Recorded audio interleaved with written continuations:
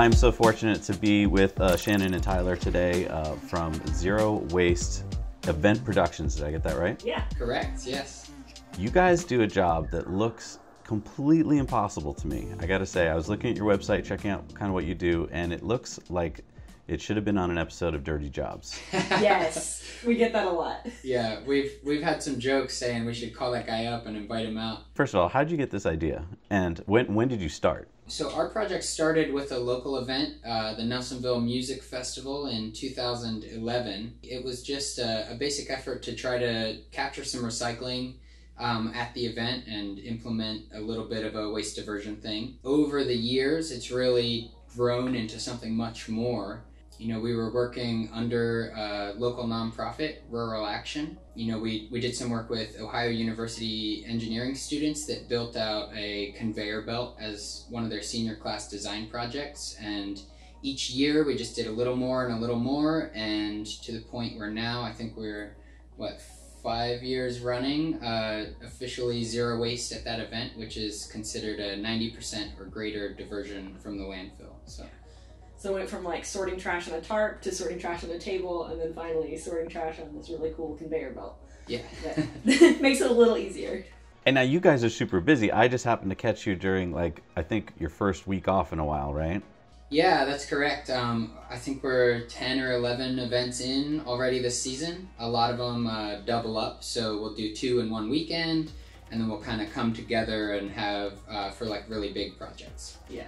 And then what have you got coming up for the rest of the year? We're about to do 16 weeks nonstop of either 1 or 2 events every weekend. We're a little nervous, but we'll be doing small events that are like small camping events in Ohio, all the way up to doing a Tough Mudder up in Chicago and Minnesota, which is more of like a race event. Yeah, we've got Floyd Fest in Virginia coming up. We do the Dublin Irish Festival in Columbus, Ohio. Yeah, just a whole slew of them. All over, all different types of events. So tell me, like, an average event, how many people come to an event that you guys clean up for? It really depends. Yeah. I mean, every event is really just vastly different. A lot of them are just like city-sanctioned street fair type things, where we might see 10 to 20,000 people, but they're not, you know, they're kind of coming and going the whole time, so not everybody's on site at once. The Dublin Irish Fest, I think they see something like 100,000 people over the course of the weekend. What? Yeah. But again, you know, that's... I thought you were going to say like 800 people. Wait a minute, so slow down here. No, that's actually, a lot of waste. 800 would be a really, really small event for us at this point. Yep. Oh my gosh, so wait a minute. Help me wrap my head around this. How much waste are we talking about? Tons, literal tons and tons. At the Nelsonville Music Festival this year, we get probably our best numbers. I think we saw 2 tons of recycling, another, just in the festival grounds, that's not including in the campground, probably another 2 tons of compost, and, you know, a couple hundred pounds of trash, because the trash is the smallest. Yeah, when it's all said and done. Yeah. Wait a minute. So this would have been, if this was just a regular event, you guys weren't there, this would have pretty much all gone into trash bags and been hauled off to a dump.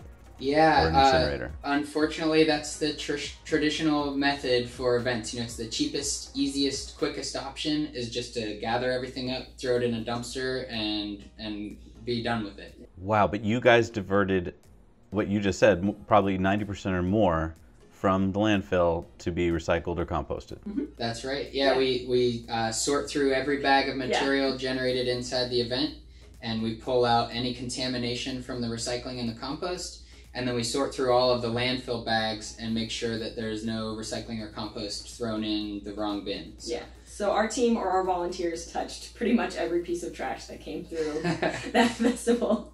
There's so many different kinds of waste that you've got to separate, right? You just said, you know, recycling, so that must mean that you've got to, I assume, recycle, you know, plastic and glass differently, right? Yep. Depends on the place, but yeah. And then compost, so now you've got to take anything compostable, food scraps, paper, and so forth, and separate that out. Yeah. That's right, yeah. And we actually deliver the compost ourselves to a local facility as well. So it's kind of an extra step behind the scenes that takes place after the event. And we try to shred through all that stuff so that it breaks down a little more easily in the local facility there. Yeah, especially there's a new kind of compostable cups that look like plastic, but they're actually compostable. They really need shredded before they go into the compost pile, or they don't. Oh wait, so those have to be put in a separate bag or yeah, whatever? So those have to be gosh. separate from the like regular food scraps. We've got a few different machines that were built by Ohio University engineering students. We've got a cool partnership with them, so we kind of get to pitch ideas every year about, problems that we might have that can be solved by a mechanical engineering solution. So a few years back, a team of students built us a compost shredder that's kind of revamped wood chipper that's got, like, they went in and changed the tines and did some work on it to accept squishier things and different types of material. Yeah, so we shred through all the compostable serviceware, so cups, plates, forks, knives, all that type of stuff. I love that you partner with universities and engineering students to figure out solve problems that you guys have. Yeah. Yeah, it's pretty cool. A lot of the machines that they built are really the center of our operation. Yeah. Our original conveyor belt was built by a team of engineering students, and they've done some like litter sweepers and compost shredders and can balers. It gives us an opportunity to work with the school, and then when we go out and about and we're using these machines at events, we kind of get to point back to Athens, Ohio, where we're based, and say, yeah, these students, they really knocked this one out of the park. So, how big an area can you guys cover? I mean, I assume you're based out of one spot, but like you guys have to travel. So how far can you go to cover an event? In the past years, it's really just been a local effort. For years, we had a 16-foot box trailer, but we didn't even have our own truck. So we were partnering with another local nonprofit, borrowing their truck almost every weekend that we had an event, to pull our trailer around Ohio. And then just last year we bought our first vehicle, so we've been able to kind of have our own kit and our own operation. How do you guys make money? How does this fund itself? Accounting. Yeah, so a big piece of it really is the service that we provide to the event itself. A lot of people think that we go out there for free and we're collecting this material and we actually are cashing in on the recyclables. The recycling market right now is really taking quite a big hit with the China thing and exports and imports and stuff. So a lot of our funding comes from the service that we provide the event. So we provide all the bins, the equipment, the signage, all the other supplies that we need to capture all the material at the event. And then we sort through it, divert as much as we can, but we also keep the grounds clean from litter and debris, and we clean up after the event takes place. So that's a big piece of it, and then the sustainability side of it is really just an added bonus. That's part of our mission. We just want to do all that we can to divert as much as possible from the landfill. So. Now, do you see concert goers kind of demanding this of their promoters? Like, how does the word get spread? Because obviously it's working, right? You're going to more and more events. So how is that word spreading? People our age really like the idea of sustainability. They really want to see sustainable initiatives in the places where they're, partying or celebrating. Like, we can have fun, we can have a good time, and we can also do it in a respectful way. And I think we see that a lot in the festival culture. And so when we show up, they're really excited about us being there. It's not, people don't often think about trash because it happens after the fact. So it was a little difficult to get in there in the first place. But once people connected recycling and compost to sustainability, I think it's been easier to get there and have people miss us when we're not there, more so than demanding us. Yeah, and there's so many festivals happening these days that I think from the organizer's perspective, they're constantly looking for some way to kind of get an edge over their competition. So considering that their target market is, majority of them are millennials who share these values and sustainability, I think that they're really starting to pick up on, we can have a good time, but we can do everything we can to reduce our environmental footprint. Yeah. When you start your job, is that after the concert's completely ended, or is it basically, once you're set up, you can start accepting waste as people are coming in? Yeah, it's start to finish. So a lot of times we're one of the first people on site. we set up all of our bins. We call them resource recovery stations, where materials are collected, and then as the event begins, we're collecting those bags, bringing them back to our headquarters, and sorting through things throughout the event. When we can really get a jump on that material, then the cleanup project at the end of the day or at the end of the weekend is really a lot easier because it hasn't just been building up for 4 days. Yeah. We're really kind of able to stay on top of it as it's produced, which is pretty cool. And in our ideal situation, our headquarters is like in the festival grounds, so people see us standing there, arms deep in whatever kind of garbage they're producing, and it sometimes tips the scale so that people are a little more conscious about where they're throwing things, a little more conscious about littering, and really taking care of their space. You know, I assume that you guys have different barrels for different things. Do people pay attention to that? I mean, I know that when you're like having a party time, you may not be thinking that much about it. Is that a problem?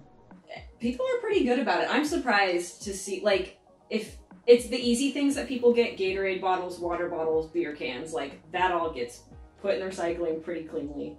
Yeah. And it's pre-programmed enough that drunk people can even do it. Yeah, and then it's drunk friendly. Yeah. The line gets a little fuzzy when it's late night and, it's dark and everybody's getting a little tipsy. But we really try to give them the opportunity to make the right choice, but that's why on the tail end we sort through it just to make sure that it went to the right place. Yeah. Now, you mentioned that you have volunteers do this as well. Do you ever get volunteers at the events themselves, or do you truck them in with you? Oh, absolutely. Yeah, we work with it's easier for us to work with an event who can promise people a ticket to come work. That's a great idea. I didn't even think of that. So basically you could earn your way into the event. Absolutely. That's correct. So anyone who's watching this, if they'd like to volunteer, is there any way they can reach out to you, or how should they do that? Yeah. So call Shannon. Yeah. So on our website we have a Get Involved page, and under that there's a volunteer tab, and it lists out all the events that have a volunteer system that you can sign up through. And so you'll see it. It says sign up. You click on it. It will take you to the website for the event. And if you want to volunteer for our team, just say Zero Waste, and they will put you right on our team. It should be on our website. It's zerowastefest.com/getinvolved, and that'll get you there. And I want you to sell it now. Like, this sounds fun. Oh, right? It's the best. Yeah. People consistently come away from our shift like excited. It's a little weird, a little dirty, and you're there, like you're standing on a sorting belt with other people who are enjoying the festival, and then also getting to do this thing where they're like singing a burrito or like getting to squish bananas, like things you would never get to do anywhere else. Yeah. And I think there's a real camaraderie in this absurdness. Yeah, the teamwork. Yeah. And it really sounds like a dirty job, but and we've had volunteers that signed up to go do something else, but then got moved around during the event and end up with us. And at first they're like real hands off. They're like, I'm not into this. And within 10 minutes, they're like elbows deep, like, this is actually really fun. Like holding an avocado, just like, who would throw this away? Yeah. That's probably the best part about working with volunteers is it's seeing them go from like, what is this, to being like an advocate for what we're doing, and then go back to their camps and like hand out recycling bags and tell people where things go. Yeah, really start teaching the neighbors around them. So that's so true. I really think that's powerful, and people can't understand it till they do it, and that's why I urge anyone who can go do this with you, they should, because like when I was in Amsterdam recently, we were cleaning up a canal, and I remember the first 10 minutes I was like, ew, and then after like 20 minutes we're like, yeah, let's go over there and get that stuff. You know, you get into it. And then you get, at the end of the day, get to turn around and be like, we did that. Like, look at that giant pile. Like, we sorted all that. That's awesome. That is awesome. Wow, it's really cool. It sounds like you guys are mixing a wonderful thing for the planet and this awesome community vibe that's just fantastic. And the fact that you've got these engineering students who have invented this really cool stuff for you, and you keep getting to prototype stuff like that. If there's any professors watching right now or engineering students and they want to help you in that regard, is there any way that they can reach out to you and help you? Please just hit us up. I feel like we get to pitch an idea to the local university about once a year. Some projects take a little longer, so they'll get so far and pass the ball, but we have a list of things that, like, ideas that we would love to build out, involving, on-site plastics recycling, so we can shred and use like injection molders and take people's recyclables and turn them into like frisbees or something cool. So we've got a bunch of ideas like that we would love to just like run with, but we don't necessarily have the expertise or the knowledge or even really the time at this point to like really make it happen. So we're always open to partnering with people, and if other people have cool ideas that we could incorporate, we would love to do that as well. So. Innovation and crazy ideas is what got us this far. So like, what's the next crazy idea? Yeah, let's do it. Yeah, so what is your vision for the future? Like, where would you like this to be in 5 or 10 years?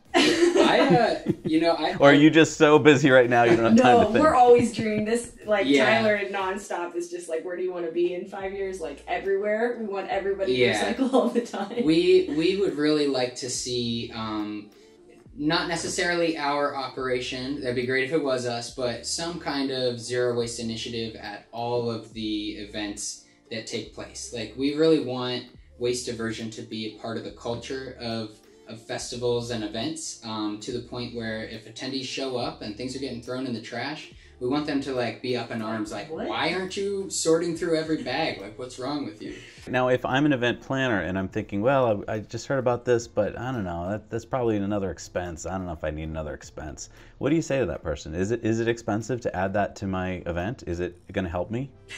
Well, it does take a little more money and effort to sort through everything and make sure that it's going to the right place. That said, there's also some like hidden costs that sort of can be saved on the tail end.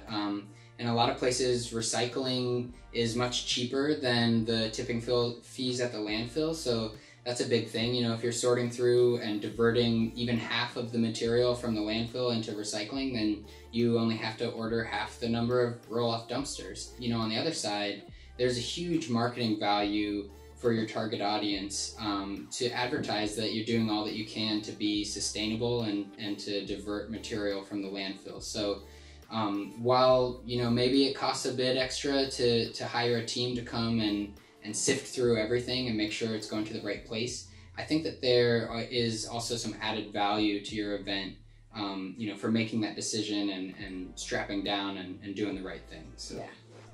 Yeah, and I can probably charge a little extra for my tickets, right? If I'm able to advertise that. Yeah, and that's actually a big piece of our pricing our model, is that we try to work with events, the more people that show up, the more materials generated, the larger our job is. And on the flip side, if it pours rain or something and there's not as many people as expected, then there's less material generated and our job is smaller. So instead of just having like a set fee that organizers have to have to pay regardless of whether or not their event has been a success, we really try to work with them and do kind of like a price per person, so that we can ebb and flow with the event itself. And if they add that price per person right into their ticket, especially if they tell the attendees what that extra fee is for, we've really found that there's a lot of support from the attendees and the community itself to support that effort. Yeah.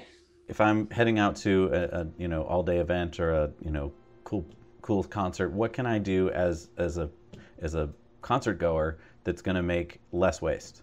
Planning meals and packing food ahead of time, bringing your own water bottle. Or like a cup that is like 8 ounces. I don't know how much. Yeah, like a reusable cup. A lot of events, like if you're going to buy a beer or something, like they'll refill a cup that you have if you have that. Mm-hmm. And I think, a huge one is like, save your camping gear for the next show. Like, if people not only clean up after themselves, but like pack up their tents and take it away. That's something that we've seen at some of these really big events, especially if it rains at the end. A lot of people will just abandon their whole campsite, and that's really just sad to see. Yeah. So we try to go around and break down tents and like rescue as much stuff as possible and like donate those things to like local thrift shops and stuff. But it's really sad to see. It's like, oh, this is a brand new tent and somebody just left it behind. Like, why would you do that? Yeah. So yeah, just be conscious of your own footprint and, do everything that you can inside your own campsite to pack out what you pack in and clean up after yourself. Yeah. Where can people find you guys online? ZeroWasteFest.com. Awesome, and it sounds like you've got a lot of cool resources there, and there's video on there of their machines that they're talking about, so you can see how this whole operation works. Thank you so much for taking the time today to talk to me, guys. This is Shannon and Tyler doing wonderful work, and if you're at one of their concerts, please go up to them and their volunteers and give them a pat on the back because they're doing fantastic work. Thanks. Thank you so much, guys. Yeah. Thank you. Thank you. Yeah, we appreciate the time. Yep. Thanks so much for watching Now You Know. We work hard to bring you videos about things that we think you'll find useful, but we need to know from you what you want to see, so leave your comments below. Also, don't forget to go over to our Patreon page, where for as little as $1 a month, you can watch our Patreon bonus story every week on Tesla Time News. Thanks again. We'll see you soon.